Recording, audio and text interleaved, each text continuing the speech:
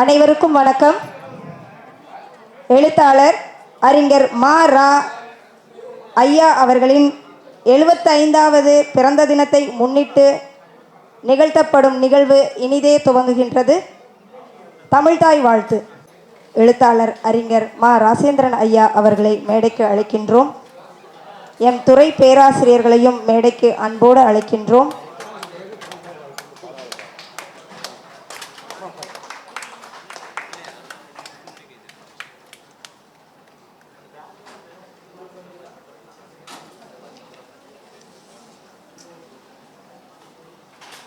மொழித்துறையினுடைய இந்நிகழ்வினை வரவேற்க முனைவர் வாணி அறிவாளன் அம்மா அவர்களை அன்போடு அழைக்கின்றோம்.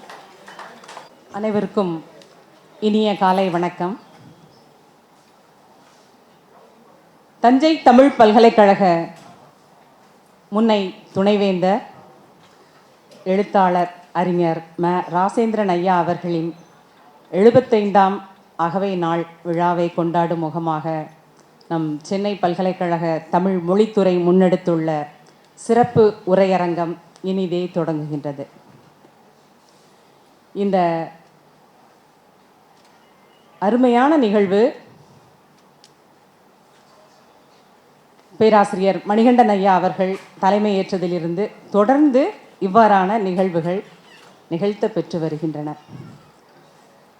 தமிழ் பேரறிஞர்களின் பொன் விழா, மணி விழா, முத்து விழா, பவழ விழா ஒவ்வொன்றையும் நம் தமிழ் மொழித்துறை கொண்டாடி மகிழ்ந்து வருவது வழக்கம்.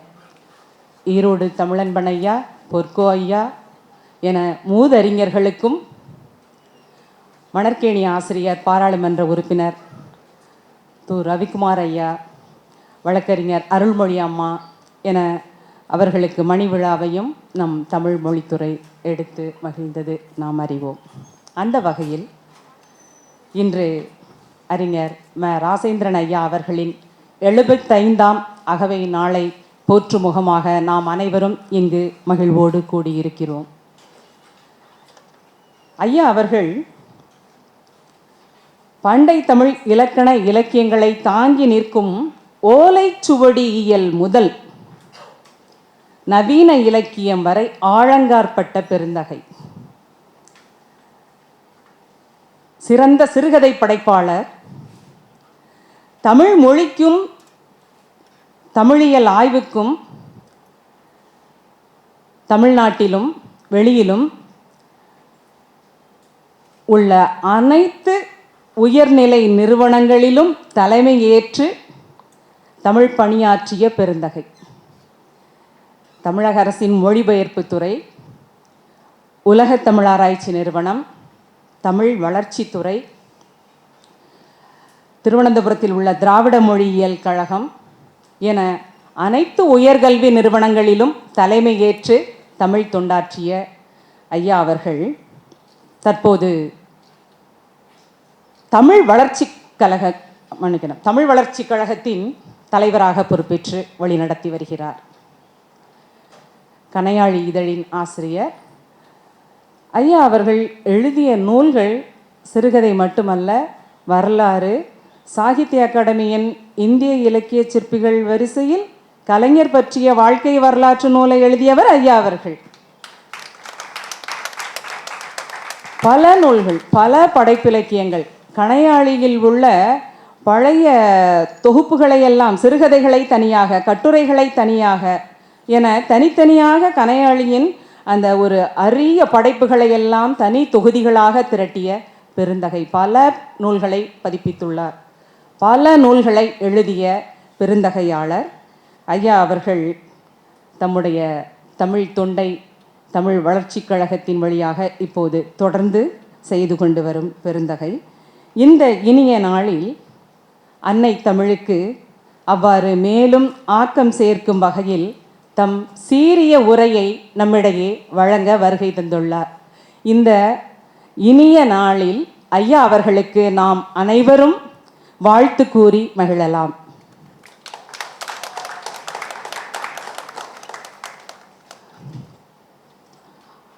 இந்த அருமையான நிகழ்வை திட்டமிட்டு தலைமையேற்று வழிநடத்தி கொண்டிருக்கும் நம் தமிழ் மொழித்துறையின் தலைவர் பேராசிரியர் மணிகண்டன் ஐயா அவர்களை உங்கள் அனைவரின் சார்பிலும் வருக வருக என வரவேற்று மகிழ்கிறோம். தம் அகவை நாளில் நம்மிடையே வருகை தந்து மொழி மிரட்டல் என்ற பொருண்மையில் ஐயா அவர்கள் பொழிவாற்றவிருக்கிறார். ஐயா அவர்களை உங்கள் அனைவரின் சார்பிலும் வருக வருக என வரவேற்பதில் பெருமகிழ்ச்சி கொள்கிறோம். அம்மா அவர்களும், மைத்திலி அம்மா அவர்களும் வருகை புரிந்துள்ளார்கள். அம்மா அவர்களுக்கும் நம் அனைவரின் வணக்கமும் வாழ்த்துகளும். இந்த மகிழ்ச்சியான விழாவிற்கு வருகை புரிந்துள்ள ஐயா எழிலரசு ஐயா அவர்கள், சம்பத் ஐயா அவர்கள், அர்த்தநாரீஸ்வரன் ஐயா அவர்கள், ஒப்பிலா மதிவாணன் ஐயா அவர்கள், உலகநாயகி பழனி அம்மா உள்ளிட்ட சான்றோர் பெருமக்கள், பா வீரமணி ஐயா என வருகை புரிந்துள்ள சான்றோர் பெருமக்கள் அனைவரையும் வருக வருக என வரவேற்பதில் பெருமகிழ்ச்சி அடைகிறோம். மேலும் இந்த நிகழ்வுக்கு நன்றியுரை கூறவிருக்கும் முனைவர் வே நிர்மலர் செல்வி, நிகழ்ச்சியை அழகாக தொகுத்து வழங்கி கொண்டிருக்கும் விருதுநிலை விரிவுரையாளர் ரேவதி, இந்த நிகழ்ச்சியை சிறப்பித்துக் கொண்டிருக்கும் எங்கள் அன்பு மாணவ செல்வங்கள் அனைவரையும் வருக வருக என வரவேற்று மகிழ்கிறோம். நன்றி, வணக்கம். முதுகலை மாணவர் திவாகர் அவர்களை மேடைக்கு அன்போடு அழைக்கின்றோம். நம்முடைய அன்பிற்கும் மதிப்பிற்கும் உரிய மாரா ஐயா அவர்களுடைய பிறந்தநாள் பொன்னாளை முன்னிட்டு அவரை வாழ்த்தி ஒரு பாடல். குறையாது வளரும் பிறையாக, குவியாத குமுத மலராக, குறையாது வளரும் பிறையாக, குவியாது மலரும் குமுத மலராக, குறையாது குன்றும் நிதியாக, குவியாத குமுத மலராக, குறையாது வளரும் பிறையாக, குவியாத குமுத மலராக, குறையாது வளரும் பிறையாக, குவியாத குமுத மலராக, குன்றாத நவநிதியாக, குன்றாத நவநிதியாக, துள்ளி குதித்தோடும் ஜீவ நதியாக, நீ வாழ்க நீ வாழ்க, நூறாண்டு காலம் வாழ்க, நோய் நொடி இல்லாமல் வளர்க, ஊராண்ட மன்னர் புகழ் போலே, உலகாண்ட புலவர் தமிழ் போலே, நூறாண்டு காலம் வாழ்க, நோய் நொடி இல்லாமல் வளர்க, ஊராண்ட மன்னர் புகழ் போலே, உலகாண்ட புலவர் தமிழ் போலே, நூறாண்டு காலம் வாழ்க, நோய் நொடி இல்லாமல் வளர்க. நன்றி. இந்நிகழ்வின் நாயகன் அவர்களுடைய கவிதையை வாசிக்க நம் துறையின் முனைவர் பட்ட ஆய்வாளர் கங்காதேவி அவர்களை அன்போடு அழைக்கின்றோம். இந்த மகிழ்வான தருணத்தில் மொழி மிரட்டலும் விரட்டலும் என்ற பொருண்மையில் ஐயா அவர்கள் படைத்த கவிதையை உங்கள் முன் நிகழ்த்துவதில் பெருமகிழ்வு எய்துகின்றேன். மொழி என்பது வாழும் மரபு. மரபின் விழுமியங்களில் மக்களின் வாழ்க்கை. மொழி என்பது தனி மனித அடையாளம் மட்டும் இல்லை, சமுதாயத்தின் அடையாளம். பல்வேறு துறைகளிலும் மக்கள் வாழ்க்கையை வழிநடத்தும் ஆளுமை. மாற்ற நெருக்கடிகளில் உருமாறிக் கொண்டிருக்கும் இன்றைய உலகத்தில் முன்பை விடவும் கூடுதலாக தேவைப்படுகிறது மொழி. எனவே ஒரு மொழியின் இருப்பிலும் சிறப்பிலும் இருக்கிறது மக்களின் பெருமிதம். தமிழ் மொழியின் இருப்பை சிதைக்கவும் குலைக்கவும் சமுதாய, அரசியல், வரலாறு மற்றும் பண்பாட்டு காரணங்களோடு பொருளாதாரத்தையும் சேர்த்து கொண்டு மிரட்ட வருகிறது புதிய கூட்டணி. காலனி ஆதிக்க அதிகாரத்தால் பின்னுக்கு தள்ளப்பட்ட தமிழ் வணிகம், தொழில், வேலைவாய்ப்புகள் பெயரில் உலகமயமாக்கத்தால் பயன்பாட்டளவிலும் மிரட்ட வருகிறது. போதா குறைக்கு விடுதலை இந்தியாவில் அரசியல் கொள்கை பெயரில் அடக்குமுறை மிரட்டலுக்கும் ஆளாகி வருகிறது. அறிவு பெற பள்ளிக்கு வரும் குழந்தைகளை மிரட்ட வரும் போதெல்லாம் ஓடி ஒளியாமல் தேடி பிடித்து விரட்டி வருகிறது தமிழ்நாடு. திரை, வானொலி, தொலைக்காட்சி, சமூக ஊடகங்கள் என்று எல்லா திசைகளிலும் வந்து எட்டி பார்க்கிறது மொழி மிரட்டல். நகர்ப்புற வாழ்வுக்கு புலம்பெயர்கின்ற போதே உள்நாட்டிலும் கூட ஒதுக்கி வைக்கப்பட்டாலும் பொது வெளிகளில் பெரும்பான்மை மிரட்டலை எதிர்க்க தவறுவதில்லை. அலுவல் மொழி என்று அதிகாரம் செலுத்த வரும் ஆக்கிரமிப்பு மிரட்டலை விரட்ட ஒவ்வொரு நாளும் அதிகார பகிர்வு களத்திலும் போராடி வருகிறது தமிழ். மொழி மிரட்டலில் பயந்து ஒவ்வொரு ஆண்டும் செத்து கொண்டிருக்கின்றன உலக மொழிகள் பல. மொழியின் அழிவு என்பது ஆயிரக்கணக்கான ஆண்டுகளின் அறிவு, மரபு, கதைகள், தொன்ம பண்பாட்டு விழுமிய சேகரிப்புகளின் அழிவு. மரபிலிருந்து துண்டிக்கப்படுபவர்கள் உலக சமுதாய பங்களிப்பில் பின்தங்கி போவார்கள், புறக்கணிக்கப்படுவார்கள். விலங்குகளின் மிரட்டலில் சத்தம் மறைத்து உயிர் காத்த ஆதி மனித வாழ்க்கையில் தமிழை நிறுத்தாமல் விரட்டி விரட்டி போய் வேட்டையாடும் போர்க்கள மொழியாக மாற்றி இருக்கிறார்கள் தமிழர்கள். கணினி, மென்பொருள், செயற்கை நுண்ணறிவு என்று வளர்ந்து வரும் தொழில்நுட்பங்களை ஏற்கவும் அடுத்தடுத்த தலைமுறைகளும் பேசவும் எழுதவும் படிக்கவும் உடைத்து வருகிறார்கள் உலக தமிழர்கள். நிலம், நீர் என்று உயிர் வளர்ப்பது எல்லாம் தாய் என்பதால் மொழியும் தாய்மொழியாகிறது. சூரியன் தவறவிட்ட குட்டி நெருப்பை உயிர்கள் வாழும் நிலமாக மாற்றியது ஊழிகள் என்றால், விலங்கை மனிதராக்கி நிலத்தை உலகமாக மாற்றியிருப்பது மொழி. சிறுபான்மை பெரும்பான்மை கணக்கெடுப்பு தாய்மொழிக்கு பொருந்தாது. மொழி உரிமை மனித உரிமையாகி இருக்கிறது, சமூக நீதியின் குரலாகவும் இருக்கிறது. தகவல் பெற மட்டுமில்லை, கிடைக்கிற தகவலின் உண்மையை கண்டறியும் மொழி தேவைப்படுகிறது. எப்பொருள் யார் யார்வாய் கேட்பினும் மெய்ப்பொருள் காண்பதை மட்டுமே அறிவு என்கிறார் திருவள்ளுவர். இயற்கை ஒளி, உழைப்பு ஒளி, உணர்ச்சி ஒளி, உடல் மொழி, சைகை மொழி, கருத்து மொழி என்று மொழிக்கும் இருக்கிறது பரிணாம வளர்ச்சி. இயற்கை மொழி செயலாக்கம் வழி கணினிக்கு மொழிகளை கற்றுக் கொடுத்து வருகிறார்கள். இனி அவரவர் தாய்மொழியை பிழை இல்லாமல் இணையத்திற்கு கற்றுக் கொடுத்தால் நமக்கு பதிலாக அது உலக மொழிகளை கற்றுக்கொள்ளும்.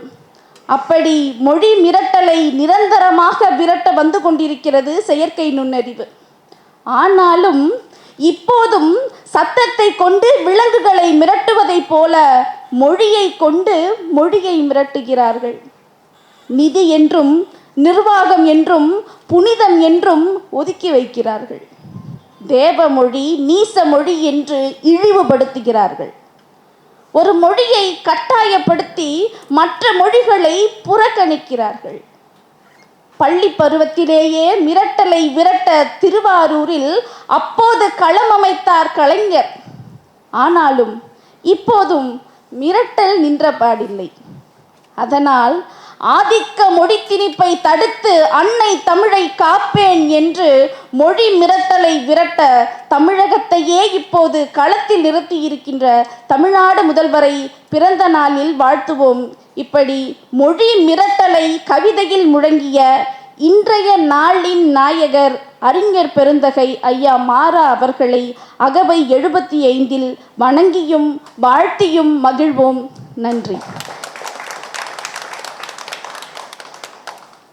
அறிஞர் மாரா ஐயாவை மரியாதை செலுத்தும் வகையில் அறிஞர் சம்பத் ஐயா அவர்களை மேடைக்கு அன்போடு அழைக்கின்றோம்.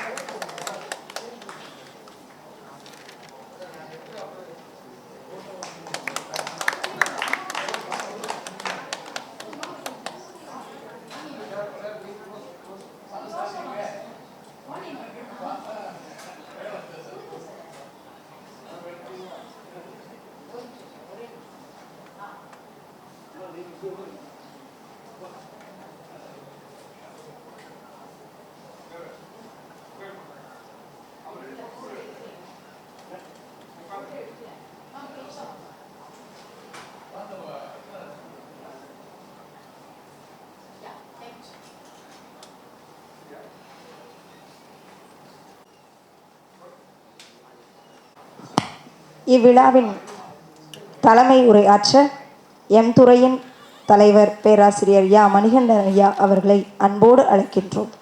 20ஆம் நூற்றாண்டு தமிழ் வரலாற்றில் ஒரு தனி ஆளுமை ஒரு காலகட்டமாகவே திகழுகின்றார் என்றால் அந்த சிறப்பு அறிஞர் பெருந்தகை ஐயா மாரா அவர்களுக்கே உரியது.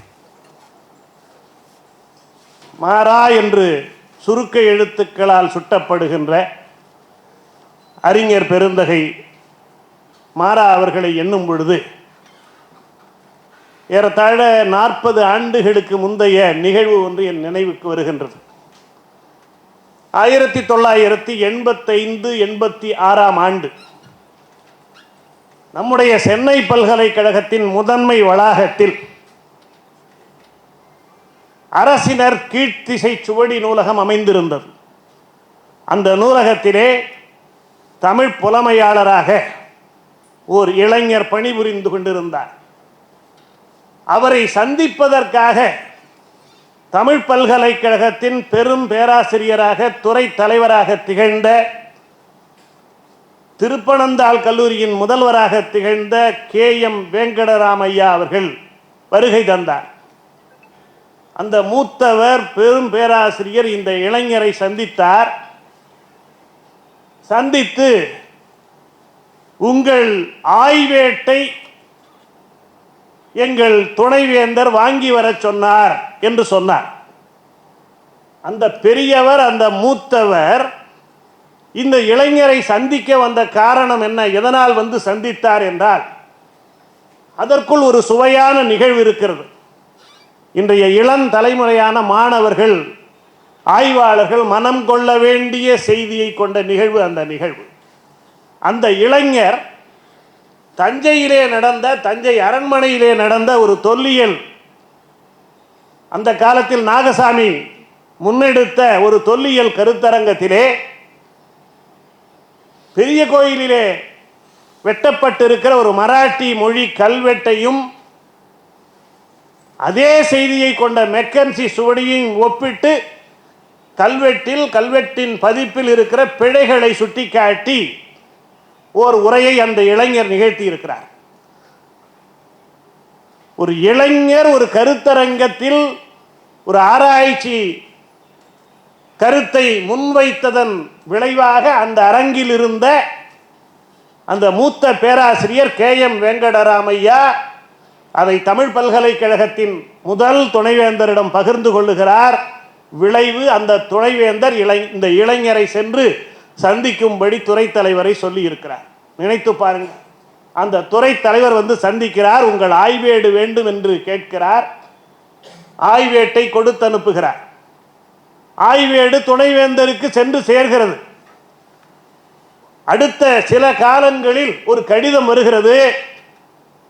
தமிழ் பல்கலைக்கழகத்திலே நீங்கள் பணியாற்ற இசைகிறீர்களா, விருப்பமா என்று கேட்டு அந்த இளைஞர் இசைகிறார். ஒரு நேர்காணல் இல்லை, ஒரு எழுத்து தேர்வில்லை. அந்த இளைஞருக்கு ஒரு தற்காலிக பணியாணை தமிழ் பல்கலைக்கழகத்தில் சேருவதற்காக வருகிறது. என்ன காரணம்? ஒரு கருத்தரங்கத்தில், ஒரு ஆய்வரங்கத்தில் உண்மையான ஆராய்ச்சி கருத்துக்களை வெளிப்படுத்தியதும் அவருடைய ஆய்வேடும் தான் எழுத்து தேர்வின்றி, நேர்காணலின்றி ஒரு பல்கலைக்கழகத்திலே ஒரு பதவியில் சேருவதற்கு காரணமாய் அமைகின்றன. அப்படிப்பட்ட ஆற்றல் வாய்ந்தவராக அந்த காலத்தில் ஒரு இளைஞர் இருந்தார். எந்த நடைமுறை சடங்கும் இல்லாமல் ஒருவரை பணியில் அமர்த்தக்கூடிய ஒரு துணைவேந்தரும் அந்த காலத்தில் இருந்தார். அப்படி துணைவேந்தராக இருந்தவர் தமிழ் பல்கலைக்கழகத்தின் முதல் துணைவேந்தர் வாய் சுப்பிரமணியம். அப்படி தகுதி மிகுதி படைத்த இளைஞராக இருந்தவர்தான் இப்பொழுதும் 75 வயது இளைஞராக இருக்கிற அன்புக்குரிய ஐயா மாரா அவர்கள். மாணவர்கள் மனத்தில் கொள்ள வேண்டும், ஆராய்ச்சி எப்படி நுட்பமாக செய்ய வேண்டும், ஆய்வேட்டை எவ்வளவு சிறப்பாக வடிக்க வேண்டும், வடித்தால் எத்தகைய உயரிய இடங்களை அடைய முடியும் என்பதற்கு மிகச்சிறந்த அரிய எடுத்துக்காட்டானவர் தான் அறிஞர் பெருந்தகை மாரா அவர்கள்.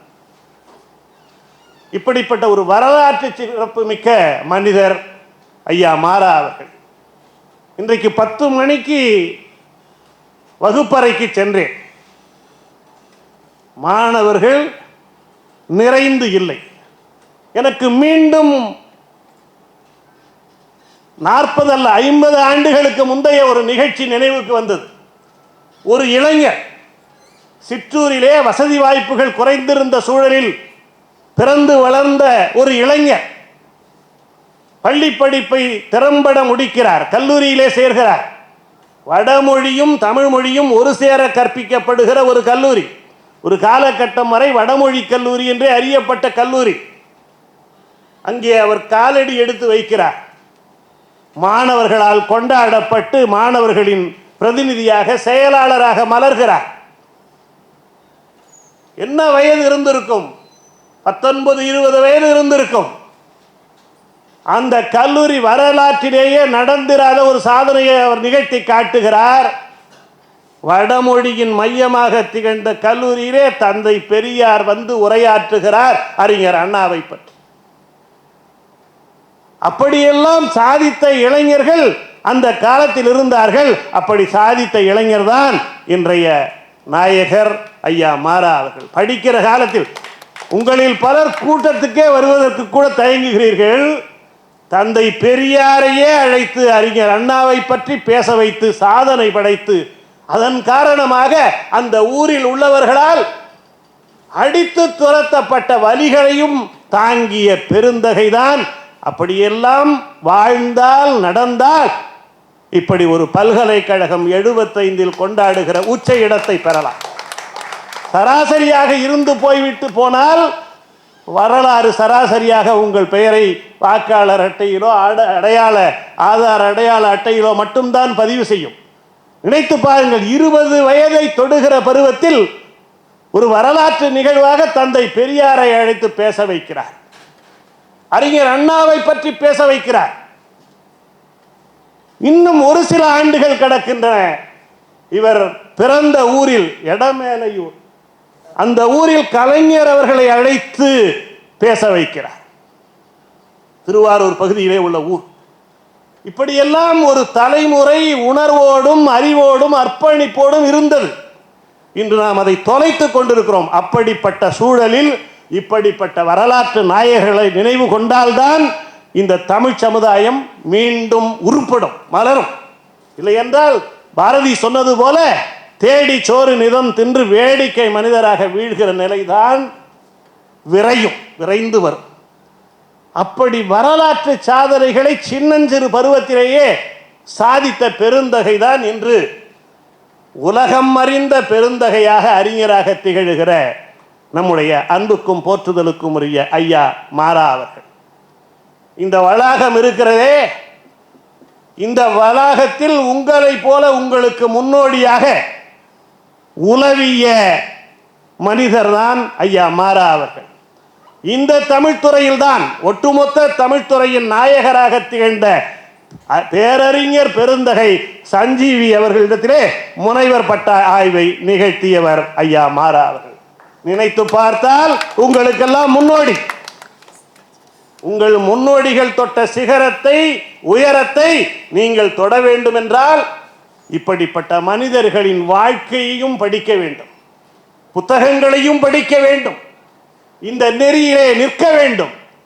இந்த வளாகத்தில் உளவியர் மட்டுமில்லை, நீங்கள் எல்லாம் இப்பொழுது படித்துக் கொண்டிருக்கிறீர்களே, வந்து போய் கொண்டிருக்கிறீர்களே, இந்த வகுப்பறைகளில் 100 முறையாவது அவர் நடந்திருப்பார் என்று நான் நினைக்கிறேன். நான் ஒரு முறை திருவாரூர் மத்திய பல்கலைக்கழகத்தின் துணைவேந்தராக இருந்த சஞ்சயிடம் சொன்னேன், நீங்களே துணைவேந்தர், நீங்களே பியூன் போல என் அறைக்கு வருவார். ஏன்னா அப்போ அவர் தான் துணைவேந்தராக, முதல் துணைவேந்தராக அமர்த்தப்பட்டார். எல்லா வேலைகளையும் அவரே செய்து கொண்டிருந்தார்.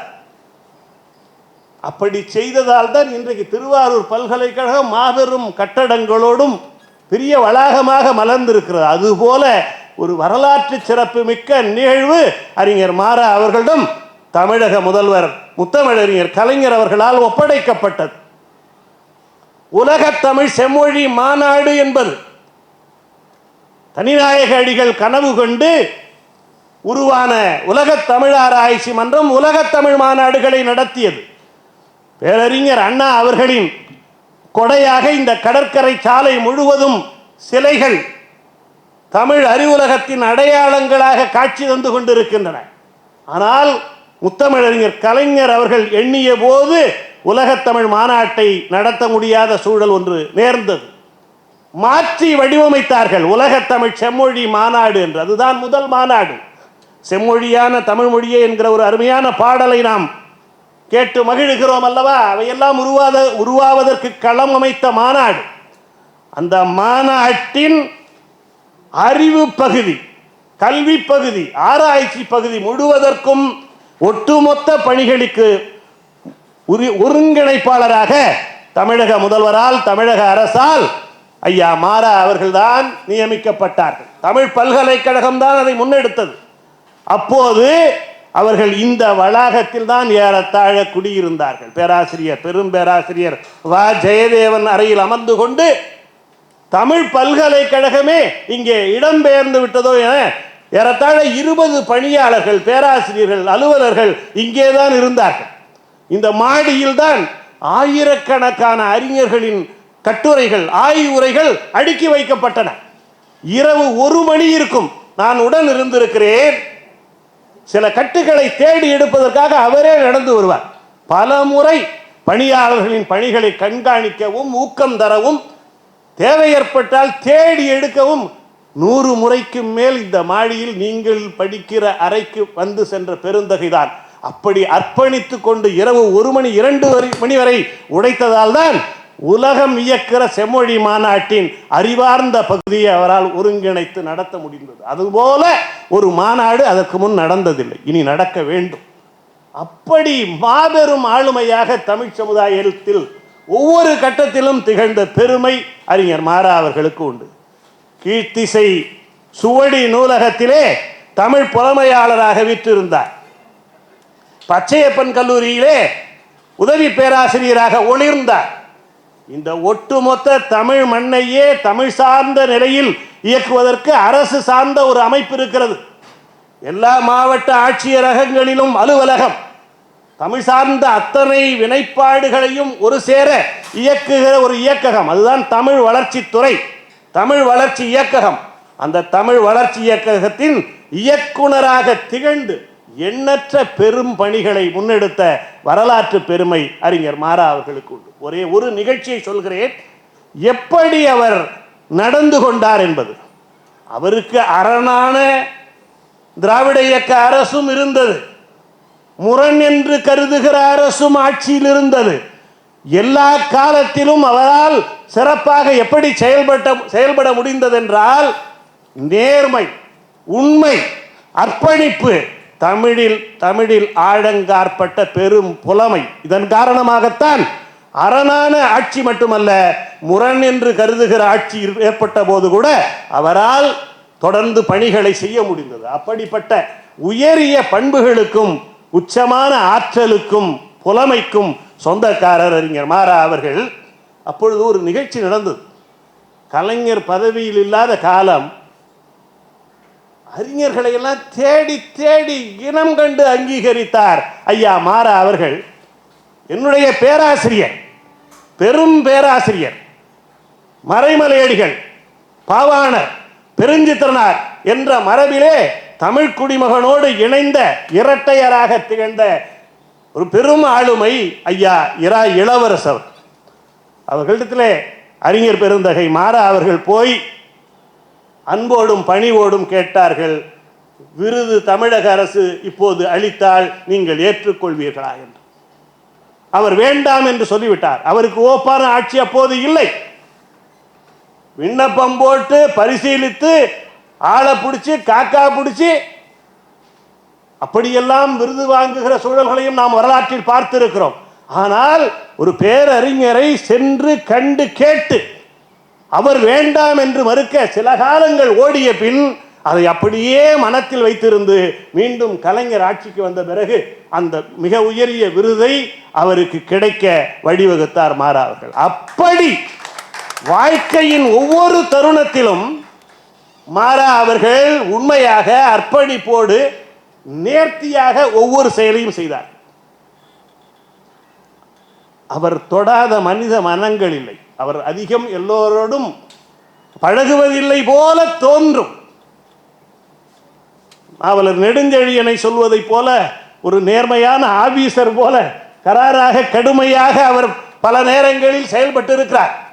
அப்படி செயல்பட்டாதால் தான் அவரால் பல ஆக்கபூர்வமான நிலையான பணிகளை தமிழ் சார்ந்து இந்த தமிழ் சமூகத்தில் முன்னெடுக்க முடிந்தது. அதே காலகட்டத்தில் உலக தமிழ் ஆராய்ச்சி மன்றத்தின் இயக்குனராக பொறுப்பை ஏற்றார். உலக தமிழ் ஆராய்ச்சி மன்றம் சில காலங்களில் உள்ளூர் தமிழ் ஆராய்ச்சி மன்றமாக சுருங்கி போன வரலாறும் நமக்கு தெரியும், முடங்கி போன வரலாறும் தெரியும். ஆனால் தனிநாயக அடிகள் கண்ட கனவு எப்படிப்பட்டது? உலக பேரறிஞர்களை எல்லாம் அழைத்து தமிழ் சார்ந்த ஆராய்ச்சிகளை முன்னெடுக்க வேண்டும் என்கிற கனவு. அவர் பொறுப்பேற்ற அந்த குறிப்பிட்ட காலத்துக்குள் ஒரு பெரும் செயலை இந்த மண்ணில் அவர் நிகழ்த்தி காட்டினார். அதற்கு இந்த அரங்கமே சாட்சி. ஐயா புலவர் வீரமணி எல்லாம் சாட்சி. என்ன அந்த நிகழ்ச்சி? ஒரு மூன்று மனிதர்கள் சேர்ந்தால் ஒரு மனிதர் எவ்வளவு சுற்றளவோடு ஒரு உடம்பை பெற்றிருப்பாரோ அப்படி உடம்பை பெற்றிருந்த ஒரு தமிழ் சமூகத்தின் உச்சமான அறிஞர். அவரால் நடக்க முடியாது. அவரை ஒரு நாற்காலியிலே உட்கார வைத்து 7-8 பேர் இந்த பக்கத்தில் உள்ள விருந்தினர் இல்லத்தில் இருந்து வண்டியில் ஏற்றி இங்கே கொண்டு வந்து இறக்கி இங்கே உள்ள கொண்டு வந்து தூக்கி கொண்டு வந்து இங்கே உட்கார வைப்பார்கள். இந்த இடத்துல ஆமா, அதுக்கு தான் சொல்ல வர்றேன்.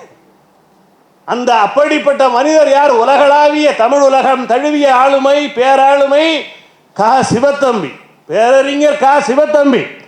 அவரை அப்படி தூக்கி கொண்டு வந்து உட்கார வைத்து 12 வாரங்கள் என்று நினைக்கிறேன், 3 மாதம் 12 வாரங்கள் 12 பொழிவுகள். ஒரு பக்கம் தமிழ் சமுதாயத்துக்கு, தமிழ் ஆராய்ச்சி உலகத்துக்கு ஆக்கம் சேர்ப்பது, இன்னொரு பக்கம் அறிஞர் பெருந்தகை சிவத்தம்பி அவர்களுக்கு உதவுவது. 2 நோக்கம் அதில் இருக்கு. இங்கேதான் நடந்தது. ஒவ்வொரு முறையும் மாணவர்கள் எப்படி இறை உருவ சிலையை பலர் தூக்கி சுமந்து வருவார்களோ அப்படி கொண்டு வந்து இங்கே இறக்கி வைப்பார்கள். அவர் 1 மணி நேரம் பேசுவார். அதற்கு பிறகு அந்த அந்த பேச்சு பொருண்மை சார்ந்த ஒரு அறிஞர் நோக்கர் உரை ஒன்று நிகழ்த்துவார். அந்த பேச்சை பற்றி அது நூலாக வெளிவந்திருக்கிறது. ஒரு உலகம் தழுவிய பேரறிஞனை கொண்டு வந்து இங்கே அமர வைத்து உரைகளை வழங்க வைத்து இங்கே சாதித்து காட்டினார். அதற்கும் இந்த அரங்கமே சான்று, வரலாற்று சாட்சியாக இந்த அரங்கம் காட்சி இருந்து கொண்டிருக்கிறது. இப்படி உலக தமிழ் ஆராய்ச்சி நிறுவனத்திலே அவர் பொறுப்பேற்ற போது மிகப்பெரிய பணிகளை எல்லாம் தனிநாயகடிகள் எந்த உச்சத்துக்கு கனவு கண்டாரோ அந்த உச்சத்துக்கு போகிற சூழல்கள் காலந்தோறும் படிப்படியாக குறைந்து கொண்டே வந்து கொண்டிருக்கிறது. ஆனாலும் அதையும் மீறி அவர்கள் செயல்பட்டார்கள். இந்த உலக தமிழாராய்ச்சி நிறுவன வரலாற்றில் இன்னொரு பெரும் பணியை அவர் செய்தார்கள். நான் அந்த காலத்தில் தஞ்சை சரஸ்வதி மகால் நூலகத்தில் இருந்தேன். அப்பொழுது தமிழ்நாட்டிலே 2 முக்கியமான ஆராய்ச்சி நிறுவனங்கள், திறமையான புலமையானவர்களை கொண்டிருந்த 2 நிறுவனங்கள் ஒவ்வொரு நாளும் ஊழியர்கள், அறிஞர்கள் அச்சத்தோடும் எதிர்காலம் குறித்த அவநம்பிக்கையோடும் பணிபுரிந்து கொண்டிருந்தார்கள். ஒன்று தஞ்சை சரஸ்வதி மகால் நூலகம். இங்கே அறிஞர் பெருந்தகை மாரா அவர்களுடைய துணைவியார் அம்மா மைதிலி ராஜேந்திரன் அவர்களுடைய சகோதரர் தமிழுலகம் அறிந்த பெரும் ஆளுமை. கலைஞரை பற்றி ஒரு காட்சி பார்க்கிறீர்கள் என்றால் பக்கத்திலே ஒரு மனிதரை நாம் தவறாமல் பார்ப்போம். பெருந்தகை ஐயா சண்முகநாதன் அவர்களுடைய இளவல் இங்கே வருகை தந்திருக்கிறார்கள். கிட்டத்தட்ட அதே தோற்றம் எனக்கு தோன்றுகிறது. அவர்கள் தஞ்சை சரஸ்வதி மகாலுக்கு சொந்த அலுவலாக ஊருக்கு வந்தவர், வந்துவிட்டு எங்களை எல்லாம் சந்தித்து எங்கள் நிலையெல்லாம் கேட்டுக்கொண்டு போனார்கள். ஆனால் விடிவு பிறக்காமல் இருந்தது தஞ்சை சரஸ்வதி மகாலுக்கும் இன்னொரு நிறுவனம் உலக தமிழ் ஆராய்ச்சி நிறுவனம். என்ன பிரச்சனை, என்ன சிக்கல்? ஓய்வு பெறுகிறவர்களுக்கு ஓய்வூதியம் கிடையாது, பென்ஷன் கிடையாது. மாபெரும் அறிஞர்கள் எல்லாம் அந்த வாய்ப்பை தவறவிட்டு விடைபெற்றார்கள். இவர் துணைவேந்தராக பொறுப்பேற்றார். எல்லா வகைகளிலும் செயல்பட்டு அந்த உலக தமிழாராய்ச்சி நிறுவனத்துக்கு, அந்த ஊழியர்களுக்கு, அலுவலர்களுக்கு, ஆசிரியர்களுக்கு ஓய்வூதியம் கிடைக்க வழிபட்டார். இந்த அரசு நிர்வாகம் இருக்க, முதலமைச்சரே நினைச்சாலும் இந்த செயலாளர்கள் விடமாட்டாங்க. இந்திய ஆட்சிப்பணித்துறை அலுவலர்கள் எல்லாவற்றையும் ஒருங்கிணைத்து தடைகளை உடைத்து மிகப்பெரிய சாதனையை நிகழ்த்தார். ஒரு பக்கம் மனிதாபிமானம், இன்னொரு பக்கம் உச்சபட்ச தமிழ் அபிமானம். இரண்டாலும் அவர் உலக தமிழாராய்ச்சி நிறுவனத்துக்கு ஒரு புதிய திசையை, ஒரு புதிய இலக்கை நோக்கி பயணம் செய்கிற முயற்சியை வடிவமைத்தார்.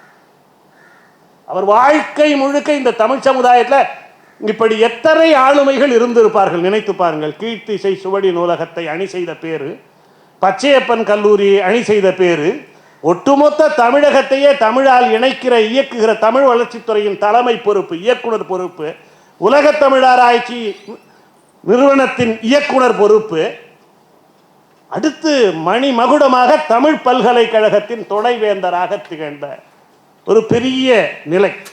எந்த தமிழ் பல்கலைக்கழகத்தில் முதல் துணைவேந்தராக அழைக்க பெற்று தற்காலிக பணியாளராக ஒரு பல்கலைக்கழக வாழ்வை அவர் தொடங்கினாரோ, அதே பல்கலைக்கழகத்துக்கு அந்த துணைவேந்தர் விற்றிருந்த நாற்காலியை அணி செய்கிற வாய்ப்பு அவருக்கு வாய்த்தது. எதனால்? உண்மையால், உழைப்பால், அர்ப்பணிப்பால், நேர்மையால், நுட்பமான புலமையால். அவருக்கு பழசும் தெரியும், புதுசும் தெரியும், ஆராய்ச்சியும் தெரியும், படைப்பும் தெரியும், நிர்வாகமும் தெரியும். இப்படி பல் பரிமாணங்கள் கொண்ட ஆளுமைகள் வரலாற்றில் சில பேர் தான். அவருக்கு ஆராய்ச்சியும் தெரியும், படைப்பும் தெரியும், நிர்வாகமும் தெரியும். இதை தாண்டி இன்னொரு பரிமாணம் அவருக்கு உண்டு. ஒவ்வொரு அவருடைய பேச்சிலும் நுட்பமான புதிய செய்திகள் இருக்கும். புதிய செய்தினா ஏதோ ஏற்கனவே இருந்த ஒரு செய்தியை கண்டு காட்டுவதில்லை, புது பார்வையோடு அணுகுவது, ஒரு சொந்த சிந்தனையாளர், நான் பார்த்து வியப்பது. அப்படி பல் பரிமாணங்களோடு இருந்த அவர் தமிழ் பல்கலைக்கழகத்தை அணி செய்தார். முதல் துணைவேந்தராக தற்காலிக பணியாளராக நியமிக்கப்பட்ட பல்கலைக்கழகத்திலேயே காலங்கள் உருண்டோட அதே துணைவேந்தர் வீற்றிருந்த இருக்கையை அணி செய்தார். ஏறத்தாழ தமிழ் வளர்ச்சித்துறை காலகட்டத்திலிருந்து ஒரு எல்லையிலிருந்து அவரோடு தொடர்பு கொள்கிற வாய்ப்பு எனக்கு இருந்தது. அவர் அவர் தமிழ் வளர்ச்சித்துறை இயக்குநராக இருந்த பொழுதும் சென்று சந்தித்திருக்கிறேன். இந்த துறைக்கு வந்து அலுவல் நிலையிலே அகவை மூத்த தமிழறிஞர்களை தெரிவு செய்கிற குழுவில் அப்போது சந்திரசேகரன் என்று ஒரு ஐஏஎஸ் இருந்தார் என்று நினைக்கிறேன். அப்பொழுது ஐயா அவர்கள் தலைமையிலான அந்த குழுவிலே நான் பங்கேற்றிருக்கிறேன். உலக தமிழ் ஆராய்ச்சி நிறுவனத்தின் சார்பாக இங்கே நடந்த நிகழ்ச்சியிலே எவ்வளவு உயர்ந்த மனிதர் அவர் என்றால், அந்த 12 நிகழ்ச்சியிலும் 12 பெரும் அறிஞர்கள் நோக்கர்களாக அழைக்கப்பட்டார்கள். அப்போது நான் ஒரு உதவி பேராசிரியர் தான். என்னையும் ஒரு வாரத்துக்கு நோக்கராக அவர்கள் அழைத்திருந்தார்கள். ஊன்றி பார்ப்பார்கள், நுட்பமாக நோக்குவார்கள். வயது பதவி எல்லாம் அவர் பார்க்கல, தகுதி மட்டும்தான் பார்த்தார். ஒரு வாரம் சிவத்தம்பி பேச்சுக்கு நான் நோக்கராக ஏறத்தாழ அவருக்கு இணையான நேரத்துக்கு பேசினேன். எங்கள் துறை அப்போது நான் தமிழ் இலக்கியத்துறையும் உலக தமிழ் ஆராய்ச்சி நிறுவனமும் தான் இணைந்த அந்த நிகழ்ச்சிகளை நடத்தினோம். தமிழ் பல்கலைக்கழகத்தில் அவர் துணைவேந்தராக இருந்த பொழுதும் நான் சென்று சந்தித்து இருக்கிறேன், உரையாற்றி இருக்கிறேன். இந்த தமிழ் பல்கலைக்கழகம் போதுண்டா சாமிங்கிற அளவுக்கு அவ்வளவு பிரச்சனைகளை காலந்தோறும் கண்டிருக்கிறோம். மிக திறம்பட வாய்சு காலத்துக்கு பிறகு ஒரு மலர்ச்சியை, எழுச்சியை அவர் கனவு கண்ட ஒரு சூழலை உருவாக்க அவர் முயன்றார். அந்த காலத்தில் தான் என்று நினைக்கிறேன் அண்ணா தொடர்பான ஒரு பெரும் கருத்தரங்கம் தமிழகம் எங்கும் பேசப்பட்டது. அறிஞர் அண்ணா குறித்த ஒரு பெரிய நிகழ்வை அவர்கள் உருவாக்கினார்கள். அது மட்டும் இல்லை, தமிழ் பல்கலைக்கழக வரலாற்றில், இல்லை பல்கலைக்கழகங்களில் வரலாற்றில் என்று கூட சொல்லலாம், ஒரு நாடாளுமன்ற உறுப்பினர் 1 கோடி ரூபாய் ஒரு பல்கலைக்கழகத்தில் ஒரு குறிப்பிட்ட துறை வளர்ச்சிக்காக வழங்கினார். அப்படி வழங்குவதற்கு காரணமாக அமைந்த காரணகர்த்தா அறிஞர் பெருந்தகை மாறா அவர்கள் ஒரு பெரும் திட்டத்தை வடிவமைத்தார்கள். கூத்து களரி என்று பழைய அந்த லாரி பேக்கர் மாடலிலே மாதிரியிலே கட்டடங்களை கட்ட வேண்டும் என்று பல மேடைகளை கொண்ட ஒரு வளாகம் கூத்து களரி என்று நம்முடைய அன்புக்கும் போற்றுதலுக்குரிய கனிமொழி அவர்கள் வாயிலாக 1 கோடி ரூபாய் முதல் முறையாக ஒரு நாடாளுமன்ற உறுப்பினர் கொடுத்தார். பிறகு பழனிமாணிக்கமெல்லாம் 2 கோடி கொடுத்தது எனக்கு நினைவு. முதல் முறையாக இது ஒரு பெரிய சாதனை. பல ஆண்டுகளுக்கு முன்பு, ஒரு 15 ஆண்டு இருக்கலாமா இருக்கும், அப்ப 1 கோடி ரூபான்னு நினைச்சு பாருங்க. ஒரு தமிழ் பல்கலைக்கழகத்தின் அடையாளங்களில் ஒன்றாக மாறிய ஒரு வளாகத்தை 1 கோடி ரூபாய் போற்றுதலுக்குரிய கனிமொழி அவர்கள் அந்த தொகுதி நிதியிலிருந்து வழங்க உருவாக்கினார். அது ஒரு பெரிய சாதனை அந்த பல்கலைக்கழகத்தின் வரலாற்றில். ஒரு பக்கத்தில் மீண்டும் வாய்சு கனவு கண்ட கல்வி சூழலை, ஆராய்ச்சி சூழலை உருவாக்கினார். இன்னொரு பக்கம் இப்படி புதிய புதிய நிர்மாணங்களை உருவாக்கினார். மிகப்பெரிய முன்னெடுப்புகளை முன்னெடுத்தார். அதன் ஒரு பகுதியாகத்தான் தமிழ் பல்கலைக்கழகத்துக்கு அந்த உலக தமிழ் செம்மொழி மாநாடு பெருமை சேர்த்தது. அதற்கு முன் அப்படி ஒரு நிகழ்வே நடந்ததில்லை. கோவைக்கு பேருந்து நிலையத்திலோ விமான நிலையத்திலோ தொடர்வண்டியிலோ வந்து இறங்கி கட்டுரை வாசிக்க வருகிற ஒவ்வொருவரையும் அந்த தொடர்வண்டி நிலையத்தில், பேருந்து நிலையத்தில், வானூர்தி நிலையத்தில் ஆடை போர்த்தி, சால்வை போர்த்தி, மிகப்பெரிய மரியாதையோடு ஒரு மகிழ்வுந்திலை அழைத்து கொண்டு ஒரு நட்சத்திர விடுதியிலே தங்க வைத்தார். இதுபோல இதுக்கு முன்ன நடந்ததே கிடையாது. அப்படி செய்வதற்கு அவ்வளவு பணிகளையும் கண் துஞ்சாமல் இரவு பகலாக அவர் ஆற்றினார். தரமாக இருக்க வேண்டும் என்று முடிவு செய்து ஒவ்வொரு செயல்பாட்டையும் செய்தார்கள். அறிஞர் பொற்கோ, அறிஞர் ஔவை நடராஜன், அறிஞர் கா சிவத்தம்பி, இப்படி மிகப்பெரிய ஆளுமைகளை எல்லாம் துணை கொண்டு ஒரு பெரும் நிகழ்வை அறிஞர் மாறா அவர்கள் புரிந்தார். தமிழ் பல்கலைக்கழக வரலாற்றில் நெகிழச் செய்கிற ஒரு நிகழ்ச்சியையும் அவர்கள் செய்தார்கள். ஒரு தந்தைக்கு மகன் கடன் புரிவது போல, கடமையை ஆற்றுவது போல, முதல் துணைவேந்தராக இருந்த வாய்சு 2ஆம் முறையும் துணைவேந்தராக இருந்தார். அவர் பதவிக்காலம் முடிவதற்கு முன்பே விடை பெற்று விலகிச் செல்லும் சூழல் ஏற்பட்டது.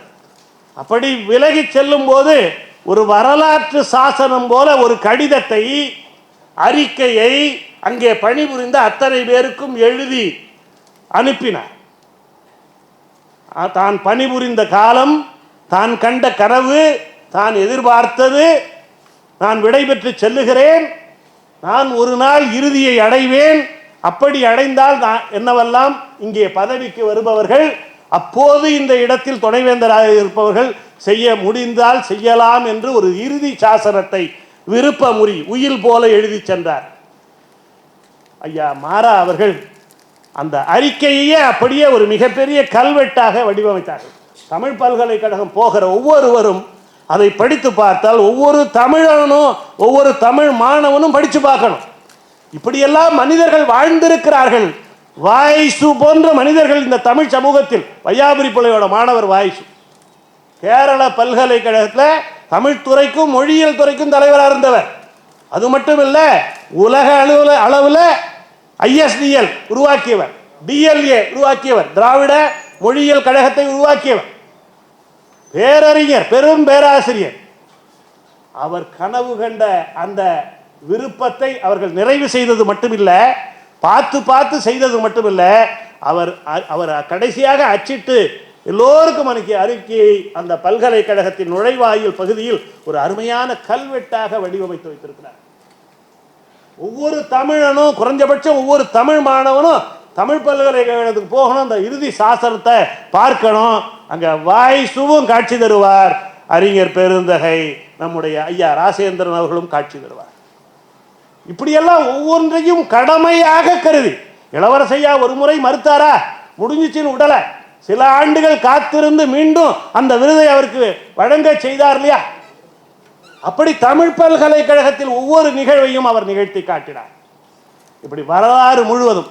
இன்னொரு வியப்பானது, எந்த துணைவேந்தர் முதலாக பணியில் அமர்த்தினாரோ, எந்த துணைவேந்தரின் விருப்பத்தை நிறைவு செய்தாரோ, அந்த துணைவேந்தர் தமிழ்நாட்டுக்கு அப்பால் கேரளத்தில் திருவனந்தபுரத்தில் உருவாக்கிய மாபெரும் அமைப்பு தான், நிறுவனம்தான் DLA, திராவிட மொழியியல் கழகம்.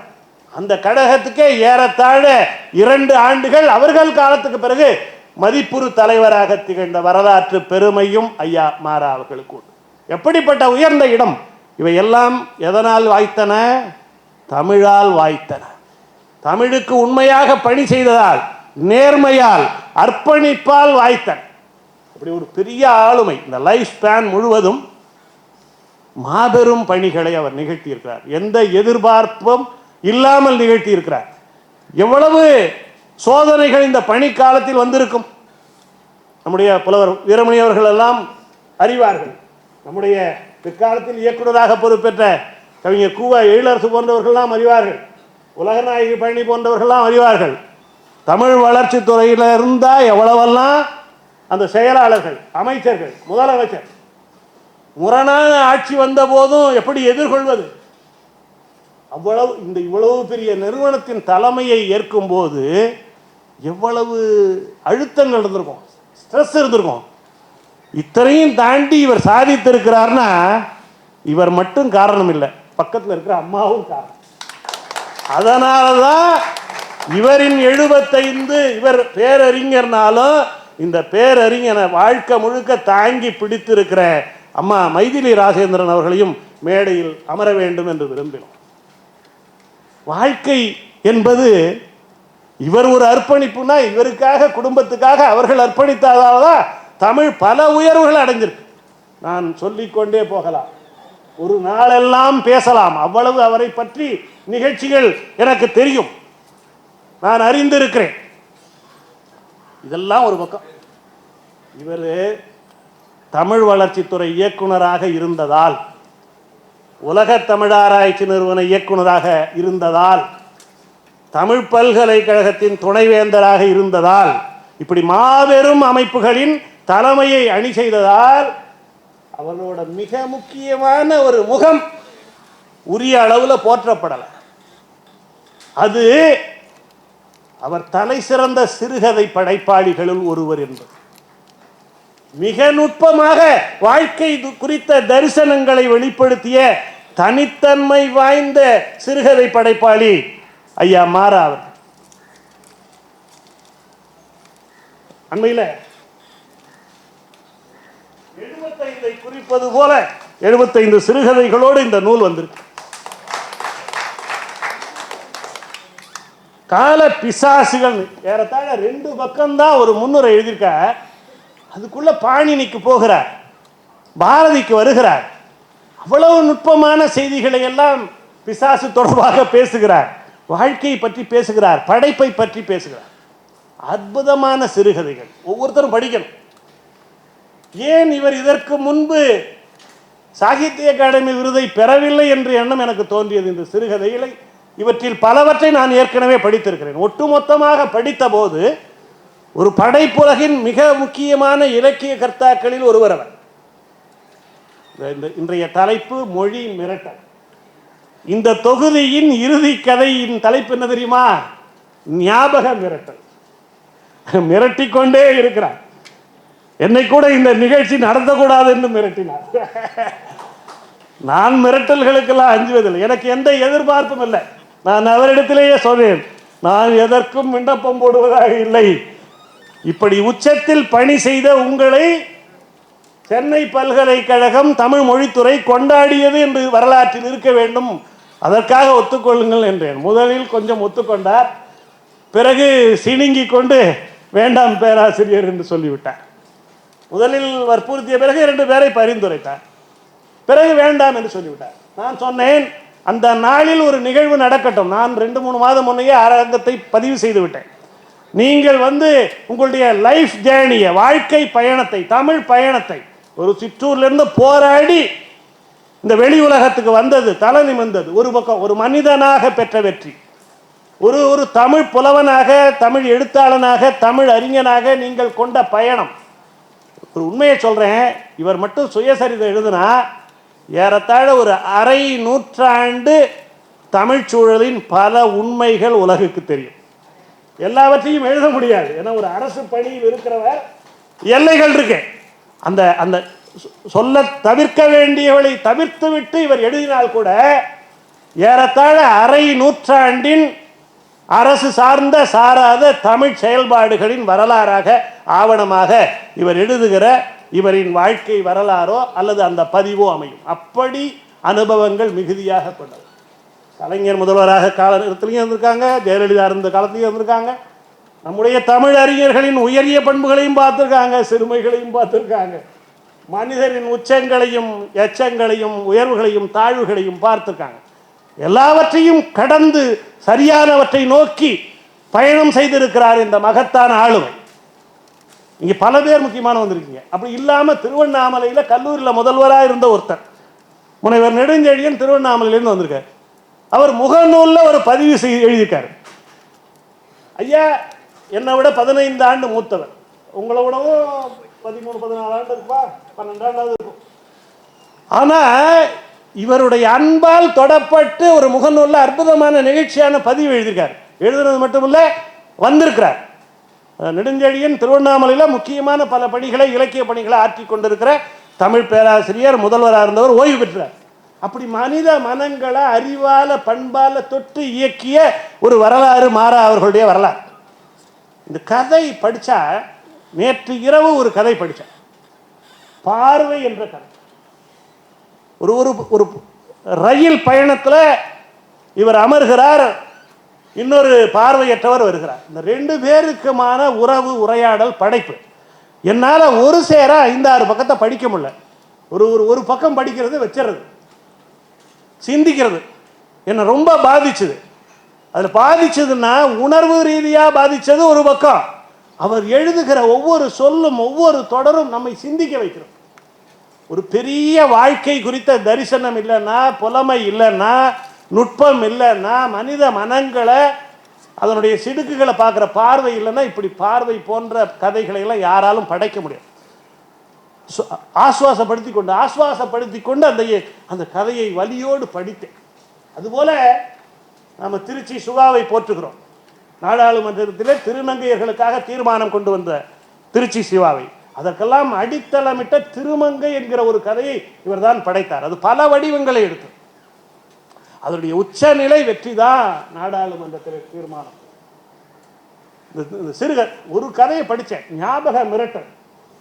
என்னுடைய இந்த 1 மாத வாழ்க்கையில் ஒரு பகுதியை பிரதிபலிப்பது போல் இருந்தது.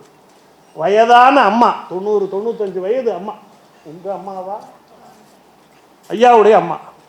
என்ன ஒரே ஒரு வித்தியாசம் எனக்கும் ஐயா கதையில் சொல்ற அம்மாவுக்குன்னா, படுத்த படுக்கையாக இருக்கிறார்கள், படுக்கையிலேயே எல்லாம். ஆனால் அவர்கள் பேசிக் கொண்டிருக்கிறார்கள். ஆனால் என் தாய் பேச்சை 1 ஆண்டாக இழந்து விட்டார். நான் இந்த நிகழ்ச்சிக்கு இன்று இருக்க வேண்டுமே, அம்மா இருக்க வேண்டுமே என்று எண்ணிக்கொண்டு இருந்தேன். ஏன்னா சொந்த தாயும் முக்கியம், நம்ம இயக்குகிற தமிழ் தாயும் முக்கியம். அந்த தமிழ் தாயின் அரும்பெரும் முதல்வராக இருக்கிற மாறா அவர்கள் இந்த விழா மிக முக்கியம் என்று கருதி கொண்டு இயற்கையிடம் இறைஞ்சினேன் இன்று நான் இங்கு இருக்க வேண்டும் என்று. அந்த படைப்பை படித்த போது, ஞாபக மிரட்டலை படித்த போது, அப்படியே என் வாழ்க்கையின் ஒரு பகுதியை பார்க்குற மாதிரி இருந்தது. படிக்கிற ஒவ்வொருவனும் தன்னை அதில் பொருத்தி கொள்வது போல இருப்பது படைப்பின் வெற்றி இல்லையா?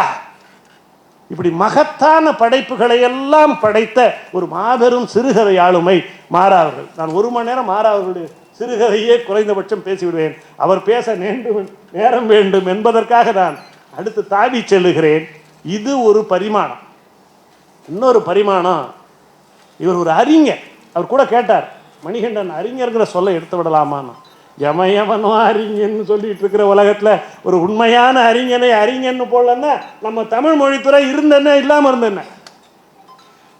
தமிழ் வரலாற்றில் சுவடிங்கிறது நமக்கு பாடமாக வச்சுக்கோ. சுவடிங்கிறது அடித்தளமானது. சுவடியியல் பற்றிய அறிவுங்கிறது மிக முக்கியமானது.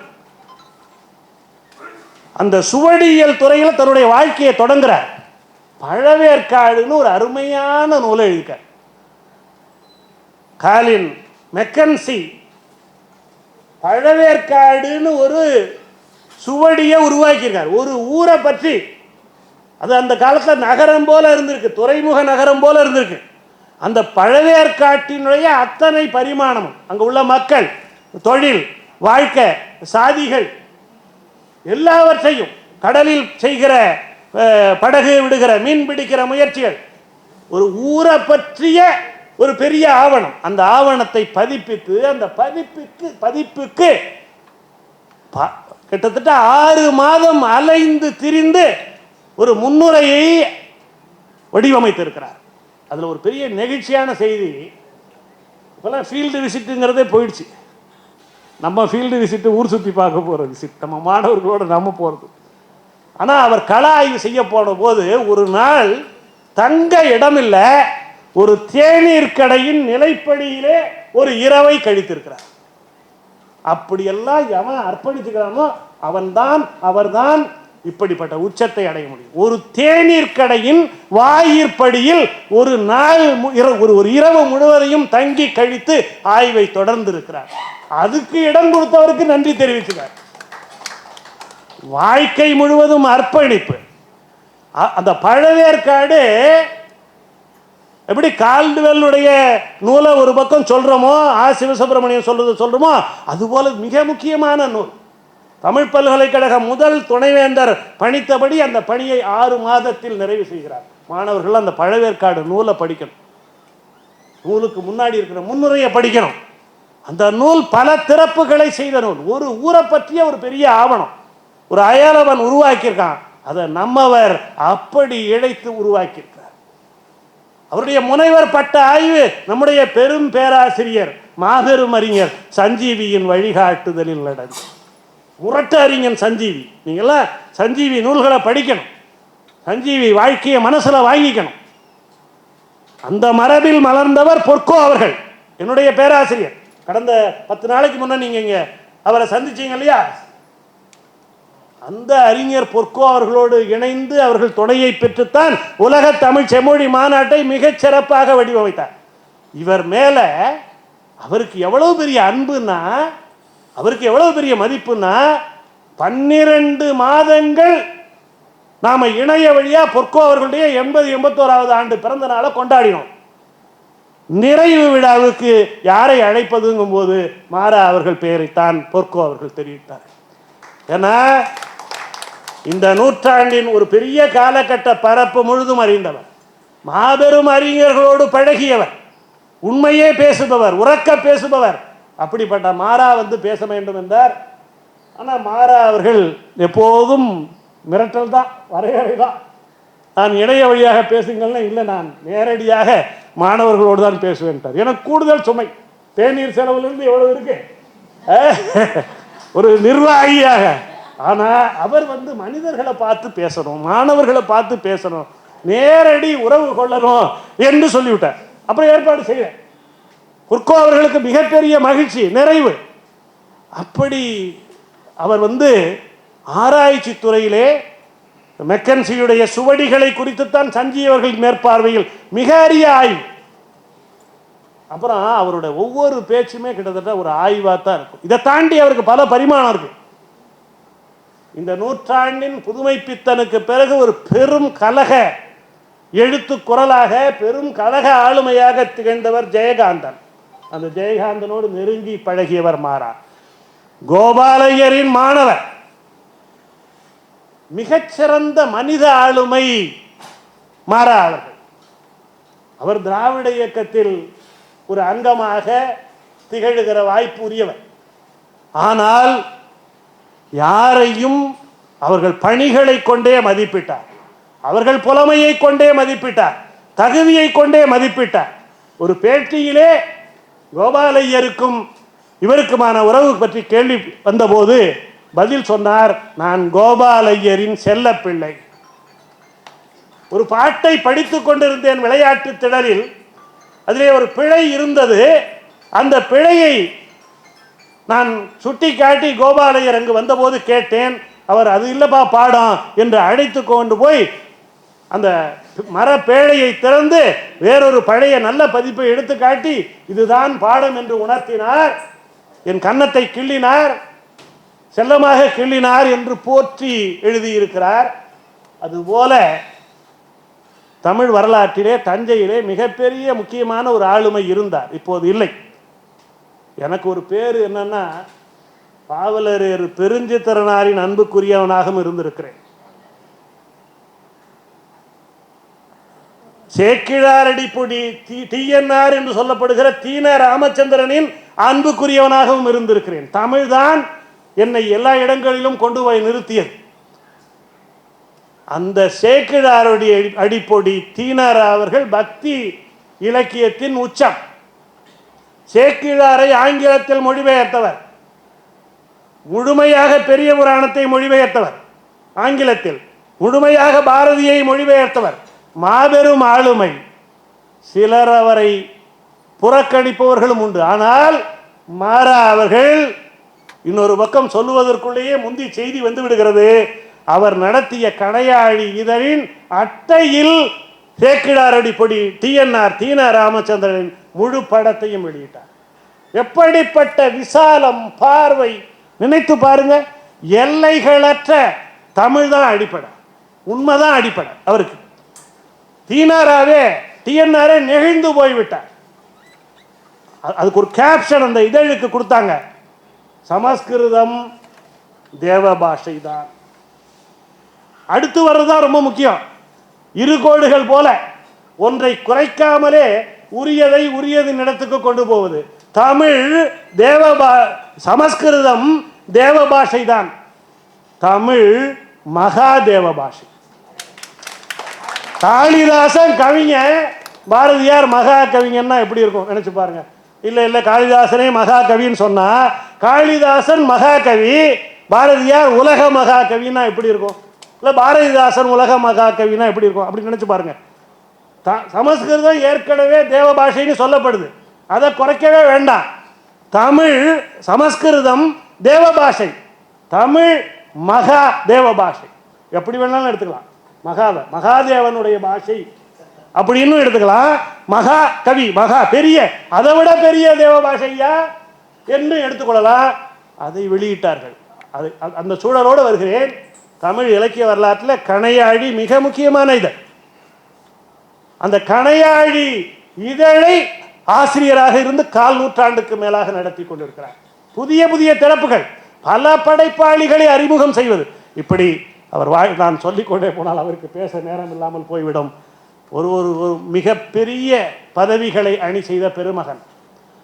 ஆராய்ச்சி புலத்திலே மிக நுட்பமான ஆராய்ச்சிகளை மேற்கொண்ட ஒரு தலை சிறந்த அறிஞர்.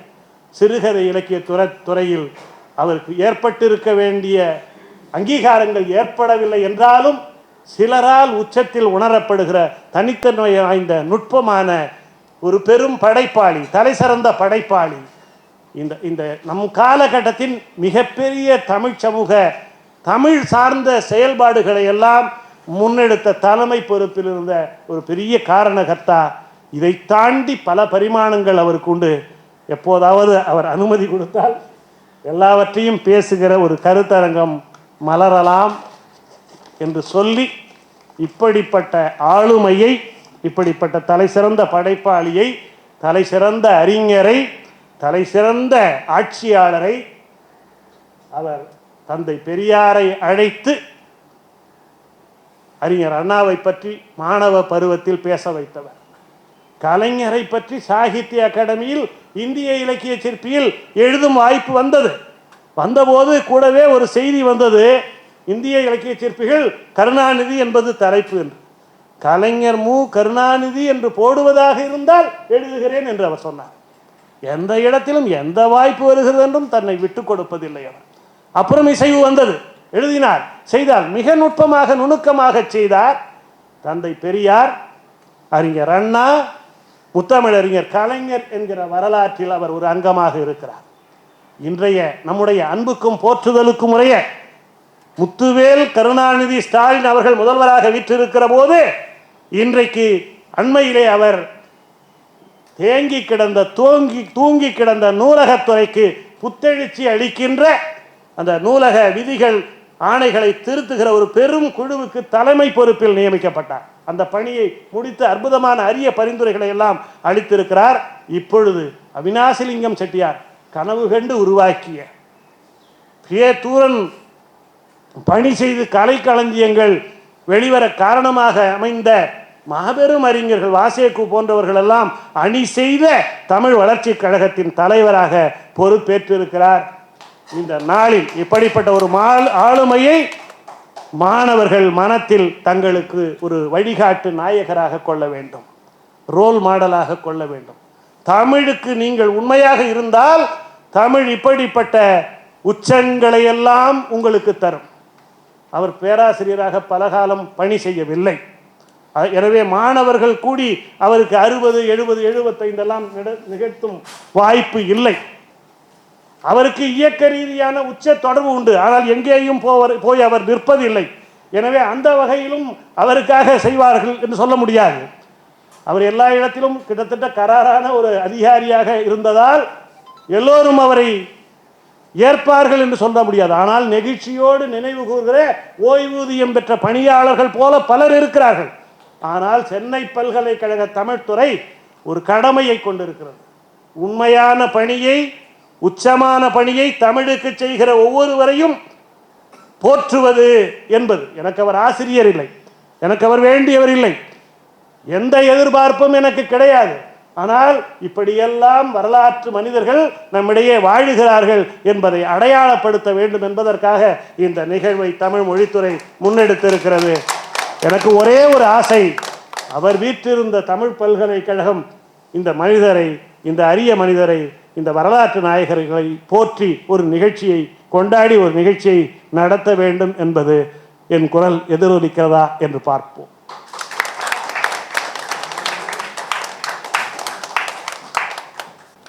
அது பேராசிரியர் மணிகண்டனுடைய அனுமதியுடன் இந்த அவையில் பேராசிரியர் எனது இனிய நண்பர் திரு டாக்டர் ராஜேந்திரன் அவர்களை வாழ்த்துவதில் நான் பெருமகிழ்ச்சி அடைகின்றேன். 75 ஆண்டு என்பது ஒவ்வொரு மனிதருடைய வாழ்க்கையிலும் மிக முக்கியமான ஒரு நகர்வு. அந்த 75 ஆண்டுகளாக தமிழ் பணியாற்றி வரும் எனது இனிய நண்பருக்கு என்னுடைய வாழ்த்துக்கள். நானும் அவரும் கல்லூரி பல்கலைக்கழகங்களில் நான் பிஹெச்டி செய்யும் போதும் அவரும் அங்கே செய்து கொண்டிருந்தார். நாங்கள் இருவரும் நீண்ட நாள் நண்பர்கள். அவர் இயக்குநராக இருக்கிற காலத்திலும், துணைவேந்தராக இருக்கிற காலத்திலும், இன்றைக்கு பத்திரிகை ஆசிரியர் இருக்கிற காலத்திலும் தொடர்ந்து அவருடன் பணியாற்றி நடைபோட்டு வருகிறவன். அவரை வாழ்த்துவதில் மிகுந்த மகிழ்ச்சி அடைகிறேன். அவருடைய முழு குடும்பமும் எனக்கு நன்றாக தெரியும். அவருடைய குடும்பத்தை சார்ந்தவர்களெல்லாம் இங்கே வந்திருக்கிறார்கள் என்பது எனக்கு மகிழ்ச்சியாக இருக்கிறது. சென்னை பல்கலைக்கழகம் இப்படி உயர்ந்த பண்புள்ளவர்களை எல்லாம் பாராட்டுவதும் அவருடைய பிறந்தநாள்களை நடத்துவதும் எனக்கு மிகுந்த மகிழ்ச்சி அளிக்கிறது.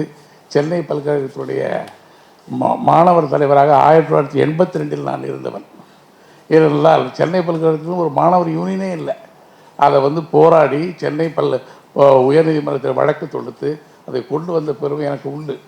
அந்த மாதிரி நிகழ்ச்சிகளை எல்லாம் அந்த காலத்தில் நான் நடத்தியவன். இன்றைக்கு அதை தொடர்ந்து நடத்தி வருகிற அனைத்து துறைகளுக்கும் என்னுடைய வாழ்த்துக்கள். குறிப்பாக பேராசிரியர் மணிகண்டன் அவர்களுக்கும் இந்த நேரத்தில் வாழ்த்துக்களை சொல்லி இன்றைக்கு 75வது ஆண்டை கொண்டாடி கொண்டிருக்கின்ற தம்பதியினருக்கு என்னுடைய வாழ்த்துக்களை மீண்டும் சொல்லி முடிக்கிறேன். நன்றி, வணக்கம். அறிஞர் சம்பத் ஐயா அவர்களுக்கு துறையின் சார்பாக நன்றிகளை தெரிவித்துக் கொள்கின்றோம். எண்ணற்ற வரலாற்று தகவல்களோடு முத்தாய்ப்பாய் அமைந்த தலைமையுரை நடத்திய எம் துறை பேராசிரியர் மணிகண்டன் ஐயா அவர்களுக்கு நன்றி.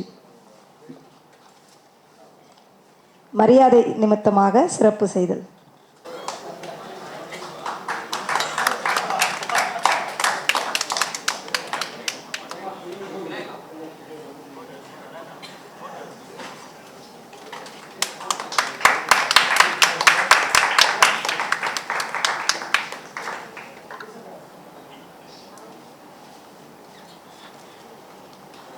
எழுத்தாளர் அறிஞர் மா ராசேந்திரன் ஐயா அவர்களை மொழி மிரட்டல் என்னும் தலைப்பில் நம்மோடு உரையாற்ற அன்போடு அழைக்கின்றோம்.